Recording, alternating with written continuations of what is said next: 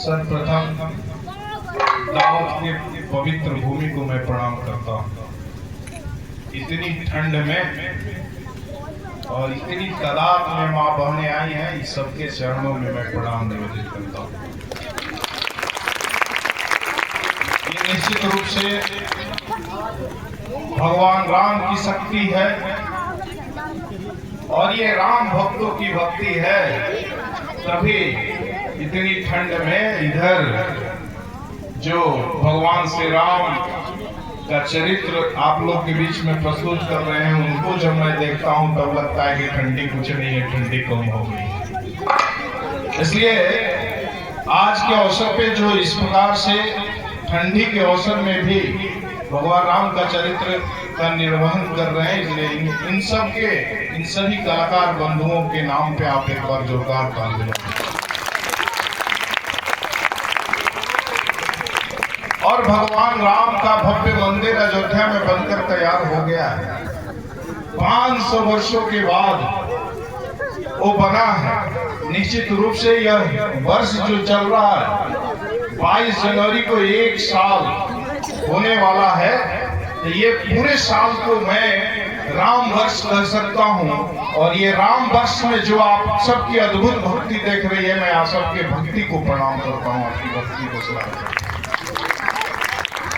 आज हमारे देश के यशस्वी प्रधानमंत्री नरेंद्र भाई मोदी ने भव्य राम मंदिर का निर्माण किया, तो उनके मुखार बिंदु से निकलता है कि देश में जाति पाति नहीं है, मात्र 4 ही जाति है। नौजवान, महिला, गरीब और एक और भी जाति है, और वो सब किसान, अन्नदाता। और ये 4 जातियां यहाँ दिखाई दे रही हैं। माँ बहनें दिखाई दे रही हैं, नौजवान साथी दिखाई दे रहे हैं, किसान बंधु दिखाई दे रहे हैं। तो आप सबको मैं आज के अवसर पे प्रणाम करता हूँ, आपके जज्बे को सलाम करता हूँ। आइए, आज के अवसर पे मैं बहुत कुछ नहीं बोलूंगा, लेकिन भगवान राम के चरित्र से कुछ सीखने की आवश्यकता है। मैं तो कहता हूँ कि 2 तरह की दृष्टि होती है, एक आम दृष्टि और एक राम दृष्टि। आज अगर कोई माँ बाप अपने बेटा को कह दे कि 14 साल के लिए वनवास चले जाओ, 14 साल तो छोड़ दीजिए, 14 महीने के लिए कह दे, 14 दिन के लिए कह दे, पलट के बेटा उन्हीं से सवाल पूछता है कि आप कौन होते हैं मुझे वनवास देने वाले, कल आप ही को यहाँ से वनवास दे देंगे। ऐसी भी दृष्टि है, तो वो आम दृष्टि है, वो आम दृष्टि है। लेकिन वही राम दृष्टि थी कि वनवास देने वाली माँ को भी कभी भगवान राम को माता नहीं बोले, बल्कि यही बोले कि माँ अगर आप न होती तो मुझे ऋषि मुनियों का दर्शन का सौभाग्य न प्राप्त होता, अगर माँ आप न होती तो मैं राजा राम बनता, लेकिन मर्यादा पुरुषोत्तम भगवान श्री राम न बन पाता।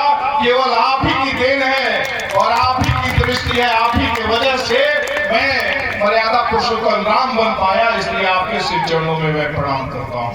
ऐसी भावना अगर हम लोग रखें तो निश्चित रूप से हमारे अगल बगल, हमारे घर में राम राज आ सकता है। और आज के अवसर पे जहां तक मेरी आवाज जा रही है, मैं आप सबसे निवेदन करना चाहता हूं कि राम के चरित्र से सीखने की आवश्यकता है, माता सीता के चरित्र से सीखने की आवश्यकता है।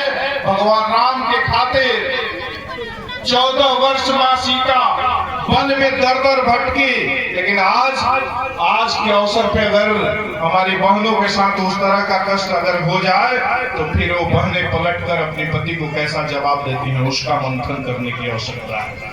इन सारी बातों पे ध्यान देकर हमें अपने माता पिता का रिस्पेक्ट करना सीखना चाहिए, अपने घर में एकता लाने का प्रयास करना चाहिए। अगर ये काम हो पाता है, तब जाकर रामलीला का मंचन देखना सार्थक साबित हो सकता है। और ऐसे राम भक्तों जो घूम कर भगवान राम के चरित्र का प्रचार प्रसार कर रहे हैं, और आज के अवसर पे जो तादाद में आप लोग आए हैं, मैं क्या बताऊं, मैं आपका दीवाना हो गया और मैं ये दावत का दीवाना हो गया।